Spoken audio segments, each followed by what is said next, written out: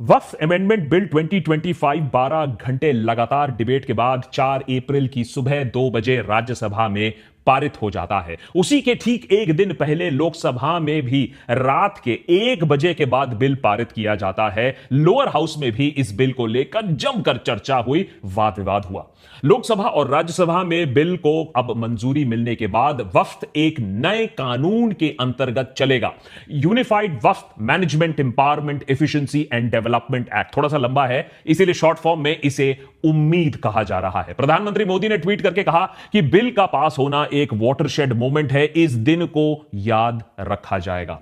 मोदी सरकार के लिए बेशक ये एक वाटरशेड मोमेंट जरूर है। आर्टिकल 370 CAA राम मंदिर के लिस्ट में अब वक्फ अमेंडमेंट भी एक मास्टर स्ट्रोक में शामिल हो जाता है। अब सरकार की बातें सुनकर तो लगता है बड़ी लॉजिकल बातें हैं, लेकिन फिर विपक्ष ने काफी सारे पॉइंट्स भी उठाए हैं। डीएमके के ए राजा ने कहा कि कोई भी जाके किसी की प्रॉपर्टी को वक्फ ऐसे घोषित नहीं कर सकता है, ऐसा हो ही नहीं सकता है। अभी भी एक इंडिपेंडेंट सर्वे कमिश्नर की जरूरत होती है जो सरकारी प्रोसेस से ही नियुक्त किया जाता है, सरकार का ही मुलाजिम होता है। और अगर कोई डिस्प्यूट होता है तो इंडिपेंडेंट सर्वे कमिश्नर को सिविल प्रोसीजरल कोड का पालन करना होता है। और जब डिस्प्यूट के चलते बात ट्राइब्यूनल तक अगर पहुंच जाती है तो वहां भी सिविल प्रोसीजर कोड है, इसको फॉलो करना होता है। कोई यहां जबरन लैंड हड़प नहीं सकता है। यानी ऐसा नहीं है कि वक्फ बाय यूजर के नाम से वक्फ बोर्ड अपनी मनमर्जी से किसी का भी जमीन, आपको और मेरा जमीन उठाकर उसे बोल दे कि यह वक्फ के है, यहां से निकल जाओ। आरोप A survey commissioner has been designated, appointed by the government, independent to the government. He is not an independent government officer. So when dispute comes to the government and the Waqf board, the independent officer must follow the civil procedure code to investigate the title and come to a conclusion. He is a civil court. Survey commissioner has been replaced with the district collector. How a collector can be a judge? You know the principle of natural justice. No one can be a judge for his own cause. और वक्फ tribunal को लेकर भी काफी आवाजें उठी। कांग्रेस के इमरान प्रतापगढ़ी ने आरोप लगाया कि भाजपा ट्राइब्यूनल्स को लेकर भी झूठ फैला रहा है, ऐसा प्रचार कर रहा है जैसे कि ट्राइब्यूनल मानो कोई मजहबी खाप पंचायत हो, जो बिल्कुल सच नहीं है। वक्फ ट्रिब्यूनल को ऐसे बताया जाता है जैसे वक्फ ट्रिब्यूनल कोई मजहबी खाप पंचायत हो। सभापति महोदय, जबकि सच्चाई यह है कि वक्फ ट्रिब्यूनल भी तो सरकारी न्यायिक विभाग है जिसमें सरकार द्वारा नियुक्त जज होते हैं। यह भी कहा गया कि बीजेपी ऐसा प्रचार कर रही है कि वक्फ ट्राइब्यूनल के आदेश के खिलाफ कोई कोर्ट में ही नहीं जा सकता है, जैसे वही एक be all and and all, यहां कोई जैसे शरिया लॉ चल रहा है। लेकिन कांग्रेस के गौरव गोगोई ने भी इस बात को गलत साबित किया। Provided that a high court may, on its own motion or on the application of the board or any person aggrieved, call for and examine the records relating to any dispute and may confirm or reverse the decision. ये power high court में parent act में है ही 2013 के संशोधन के बाद। तो क्यों बार बार आप ऐसा एक भ्रम फैला रहे हैं कि हाई कोर्ट का कोई रोल नहीं है? देश के गृह मंत्री जी ने इसी सदन में कहा कि वक्फ ट्रिब्यूनल के फैसले के खिलाफ कोई कोर्ट नहीं जा सकता, जबकि सच यह है कि वक्फ एक्ट 1995 की धारा 83(9) के तहत हाई कोर्ट वक्फ ट्रिब्यूनल के फैसले की न सिर्फ समीक्षा कर सकता है बल्कि उसे बदल भी सकता है। यूजर वाले कानून पर भी ऑपोजिशन ने कड़ी टिप्पणी की। आरजेडी के मनोज झा ने कहा कि मस्जिद कब से खड़ा है, इसके कागज कौन लाएगा और कहां से लाएगा। यानी इस सवाल पर भी कई सारे प्रॉपर्टीज पर आप लिटिगेशन खड़ा कर सकते हो। कोई मस्जिद कब से यूज में है, कागजात ढूंढोगे।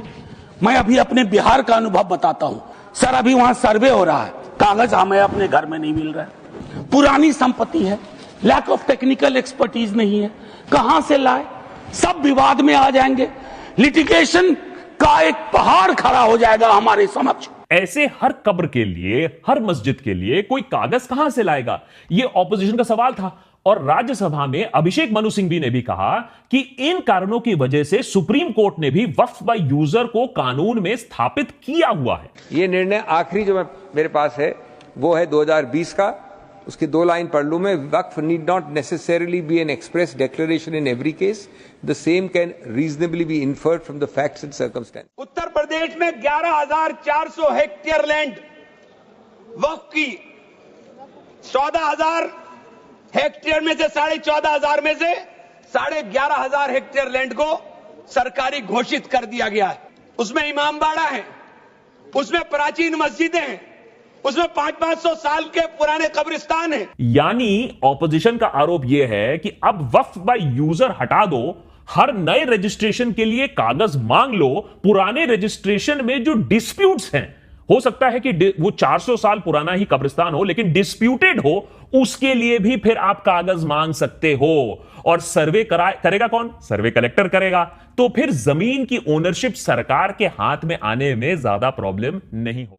मुंबई जैसे शहर में एक प्राइम एरिया में कब्रिस्तान है और उस पर कोई एक ऊंचा एकदम गंदा सा इमारत बना देता है, लेकिन था वो वक्फ का लैंड, लेकिन अब तो इमारत बन गई है, 10-15 साल हो चुके हैं, तो अब अगर आप उस पर लीगल केस करोगे तो वो इमारत को कोई वहां से हटा नहीं पाएगा, वो लैंड अब जब्त हो चुकी है, ऐसा अब लीगल हो जाएगा।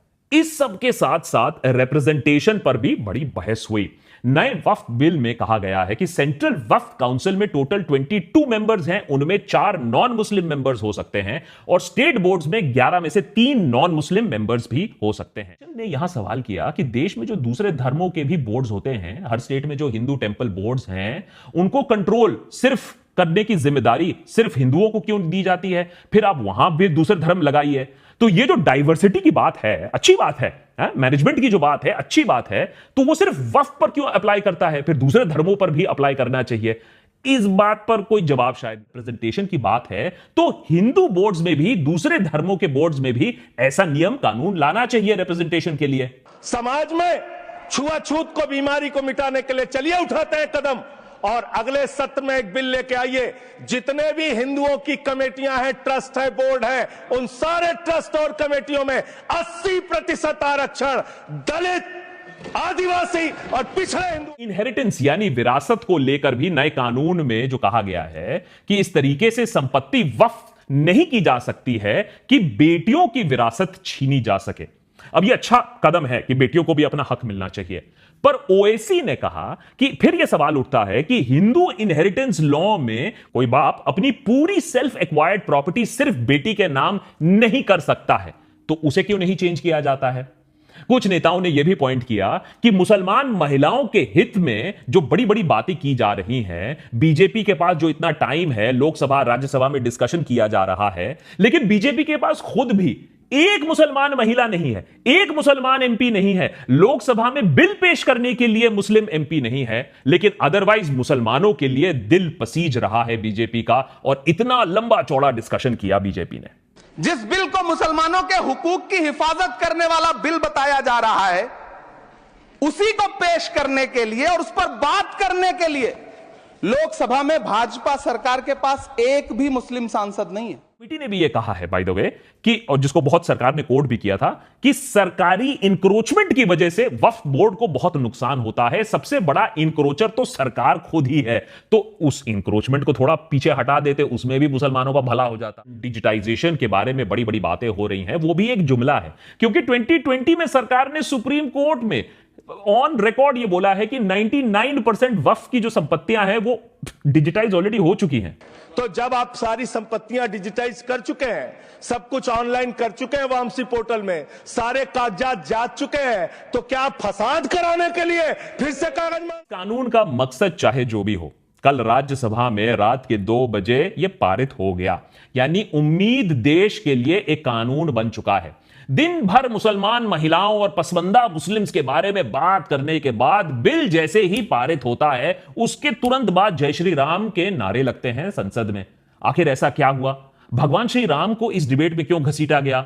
यह मैं अभी भी समझने की कोशिश, पर अभी वक्फ की कहानी खत्म नहीं हुई है। कांग्रेस पार्टी और डीएमके ऑलरेडी कह चुके हैं कि इस मामले को सुप्रीम कोर्ट तक ले जाएंगे, कॉन्स्टिट्यूशनली इसे चैलेंज करेंगे और कई अलग अलग केसेस बन सकते हैं, खास करके आर्टिकल 26 के तहत जो कहता है कि हर धर्म को अपने धार्मिक मामलों को मैनेज करने की आजादी है। तो कोर्ट में यह कहानी अभी और भी खिंच सकती है, पर शायद हमें काफी जल्दी पता चल जाएगा कि देश की सियासत पर और देश के माहौल पर यह कानून क्या इंपैक्ट मारता है।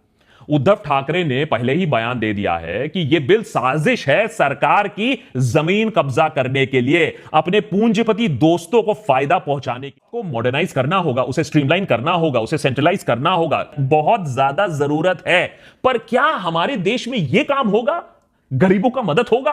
पब्लिक के लिए लैंड को वेलफेयर में यूज लाया जाएगा या इसे अमीर पूंजीपतियों को बेचा जाएगा? इस पर एक बड़ा प्रश्न चिन्ह है।